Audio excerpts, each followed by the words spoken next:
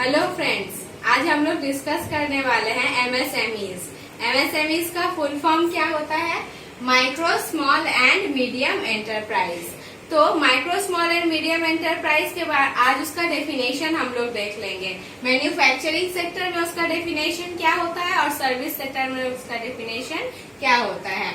जैसे micro enterprise क्या होता है? Does not exceed 25 lakh rupees. मतलब माइक्रो एंटरप्राइज का investment in plants and machinery, उसका प्लांट्स एंड मशीनरी में जो इन्वेस्टमेंट होता है वो 25 लाख से ज्यादा नहीं होना चाहिए। स्मॉल एंटरप्राइज का more than 25 lakh but does not exceed 5 crore. Means investment in plant and machinery. ये चीज याद रखिएगा कि उसका जो इन्वेस्टमेंट होता है वो किस में होता है? Investment in plant and machinery होना चाहिए।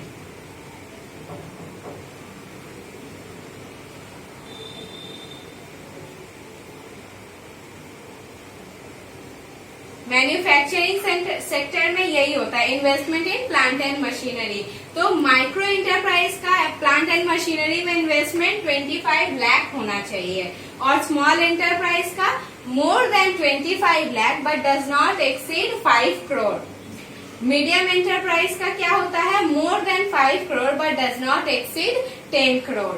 ये मैन्युफैक्चरिंग सेक्टर में होना चाहिए।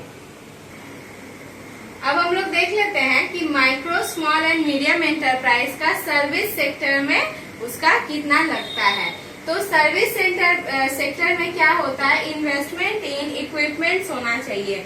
थोड़ा देर पहले हम जब मैन्युफैक्चरिंग सेक्टर का कर रहे थे तो वहाँ investment in plant and machinery था, बट यहाँ पे इन्वेस्टमेंट इन इक्विपमेंट्स होगा। तो माइक्रो एंटरप्राइज का इन्वेस्टमेंट इन इक्विपमेंट कितना होना चाहिए? Does not exceed 10 lakh. मतलब 10 लाख से ज्यादा नहीं होना चाहिए माइक्रो एंटरप्राइज के लिए। उसके बाद आता है स्मॉल एंटरप्राइज। उसमें क्या होता है? 10 लाख से ज्यादा लेकिन 2 करोड़ से कम। More than 10 lakh but does not exceed 2 crore. उसके बाद आता है मीडियम एंटरप्राइज। तो उसमें 2 करोड़ से ज्यादा और 5 करोड़ से कम होना चाहिए। More than 2 crore but does not exceed 5 crore. तो ये micro small and medium enterprise का डेफिनेशन था। अब हम लोग इसका फीचर्स देख लेंगे। अब हम लोग इसका फीचर्स देख लेते हैं कि एमएसएमईज का फीचर क्या होता है। Run by a single individual और पार्टनर्स। जैसे सोल प्रोप्राइटरशिप जो बिजनेस होता है उसमें क्या होता है? एक ही मालिक होता है, ओनर होता है। तो उस बिजनेस को रन कौन करता है? डिसीजंस कौन लेता है? सिंगल प्रोप्राइटर जो उसका ओनर है वही। तो ये micro small and medium enterprises जो होते हैं उनका बिजनेस बहुत ज्यादा छोटा होता है, तो उसका मालिक ज्यादातर एक होता है, या फिर अगर पार्टनरशिप बिजनेस होता है तो उसमें पार्टनर्स होते हैं। उसमें 2 पार्टनर हो सकते हैं, 3, 4 जितने भी पार्टनर हो सकते हैं।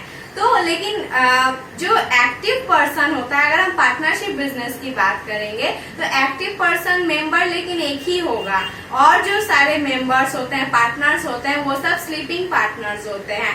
एक्टिव पार्टनर क्या करते हैं? सारे पार्टनर्स के बिहाफ में वो बिजनेस के साथ मतलब बिजनेस को चलाते हैं, रन करते हैं। तो इसका ये एक फीचर है कि ये या तो सिंगल इंडिविजुअल इसको रन करता है या फिर अगर पार्टनरशिप है तो एक ही एक्टिव पार्टनर होगा और सारे स्लीपिंग पार्टनर्स होते हैं। वो कैपिटल इन्वेस्ट करते हैं लेकिन एक्टिव नहीं रहते हैं उसमें, वो डिसीजंस नहीं लेते हैं, रोज का जो काम होता है वो नहीं देखते हैं। उसके बाद owner himself is a manager. जैसे अभी हम आपको बताए सोल प्रोप्राइटरशिप के बारे में, तो सोल प्रोप्राइटरशिप में जैसे एक ही अगर मालिक है उस बिजनेस का तो मैनेजर भी वो खुद ही होगा, वो खुद ही मैनेज करेगा। उसमें उतना कैपिटल नहीं होता है कि अपने बिजनेस को हर लेवल में बांटे, top level, middle level, lower level, इतना कैपिटल उसमें नहीं होता है। तो वो जो ओनर होता है वही एक मैनेजर के तरह ही काम करता है। Lesser gestation period. Lesser gestation period का मतलब वो पीरियड के बारे में बोल रहा है जब रिटर्न ऑन इन्वेस्टमेंट स्टार्ट होता है। तो जब स्मॉल एंटरप्राइज या मीडियम एंटरप्राइज की हम लोग बात करते हैं ना, तो वहाँ रिटर्न ऑन इन्वेस्टमेंट जो होता है वो बहुत पहले ही स्टार्ट हो जाता है। बड़े बड़े जो बिजनेस होते हैं उसके तरह नहीं होता, उसमें रिटर्न ऑन इन्वेस्टमेंट थोड़ा लेट लगता है, पर इसमें वो कम लगता है। इसके बाद आता है scope of operation is localised.